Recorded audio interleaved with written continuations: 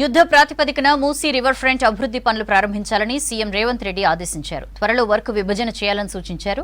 సాయంత్రం ఢిల్లీకి వెళ్లిన సీఎం రేవంత్ రెడ్డి రేపు పలువురు కేంద్ర మంత్రులతో భేటీ కానున్నారు. ఇటు జిల్లాల పర్యటనలు వరుస రివ్యూలతో మంత్రులు బిజీగా గడిపారు.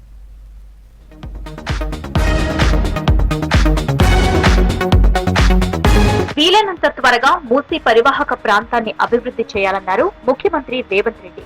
ఇందుకోసం అధికారుల పని విభజన చేయాలని ఆదేశించారు. మూసీ రివర్ ఫ్రంట్ అభివృద్ధిపై హైదరాబాద్ హెచ్ఎండిఏలో సమీక్ష చేసి అధికారులకు కీలక ఆదేశాలిచ్చారు CM. Musi river boundary location sketch తో పాటు పలు వివరాలు సీఎం కు వివరించారు అధికారులు. వెంటనే మూసీ క్లీనింగ్ ప్రక్రియను పూర్తి చేయాలని చెప్పారు రేవంత్. సిటీలో చారిత్రాత్మక కట్టడాలను కలుపుతూ ఉండేలా మూసీ అభివృద్ధికి ప్రణాళికలు రూపొందించాలని ఆదేశించారు. ముఖ్యమంత్రి రేవంత్ రెడ్డిని కలిశారు త్రిదండి చిన్నజీయర్ స్వామి. హైదరాబాద్ లోని రేవంత్ నివాసంలో ఆయనతో మర్యాదపూర్వకంగా భేటీ అయ్యారు. సమతా కుంభ్ 2024 బ్రహ్మోత్సవాలకు రావాలని సీఎం ను ఆహ్వానించారు చిన్నజీయర్. రామానుజాచార్య 108 దివ్య దేశాల ద్వితీయ బ్రహ్మోత్సవాలు ఘనంగా నిర్వహించనున్నామని వివరించారు. రామానుజుల జీవిత విశేషాలను సీఎం కు తెలిపారు చిన్నజీయర్. తెలంగాణను నెంబర్ 1 గా చేయాలన్నదే తమ లక్ష్యమన్నారు IT industries minister Sridhar Babu. రాష్ట్రంలో పెట్టుబడులకు విదేశాల నుండి అనేక కంపెనీలు ఆసక్తి చూపుతున్నాయని వివరించారు. విదేశీ కంపెనీలను ప్రోత్సహించడం వల్ల అనేక మందికి ఉపాధి దొరుకుతోందన్నారు. రంగారెడ్డి జిల్లా మామిడిపల్లిలో అపోలో మైక్రో సిస్టమ్ లిమిటెడ్ 3వ దశ ప్రారంభం పనుల కోసం భూమి పూజ చేశారు మంత్రి శ్రీధర్ బాబు. ఐటీ రంగాల్లో మొదటి స్థానంలో నిలవాలని ఆకాంక్షతో ఇంకా 10 రేట్లను ముందుకు తీసుకెళ్లే ప్రయత్న భాగంలోనే మా ప్రయత్నం ఉంటది.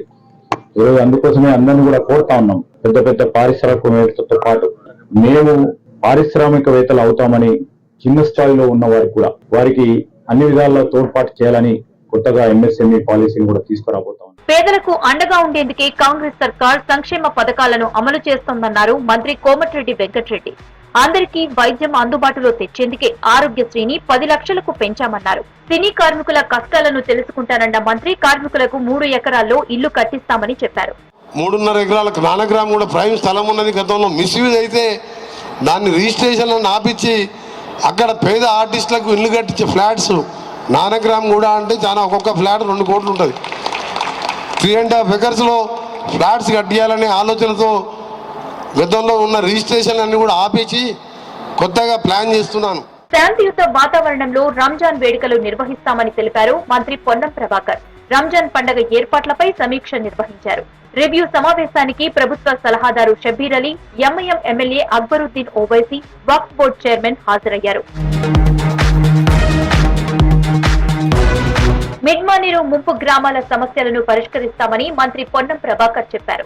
ఉపాధి అవకాశాలపై కూడా చర్చలు జరుపుతున్నామన్నారు. 6 గ్యారంటీలలో మిగతా 4 త్వరలోనే అమలు చేస్తామన్నారు.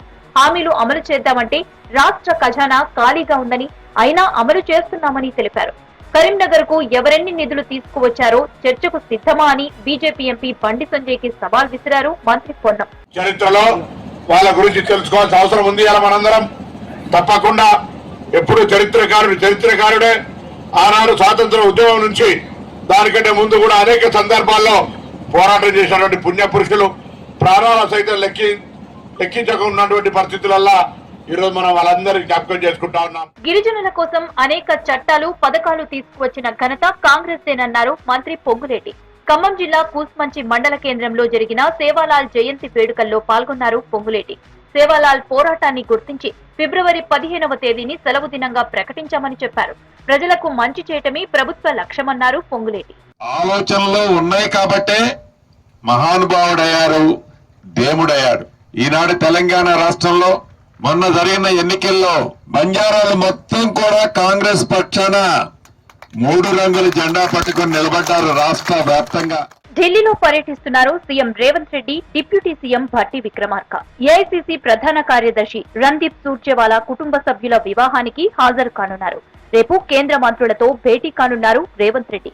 నిర్మలా సీతారామన్, నితిన్ గడ్కరీ, అశ్విని వైష్ణవ్, హర్దీప్ సింగ్ పూరితో భేటీ కానున్నారు.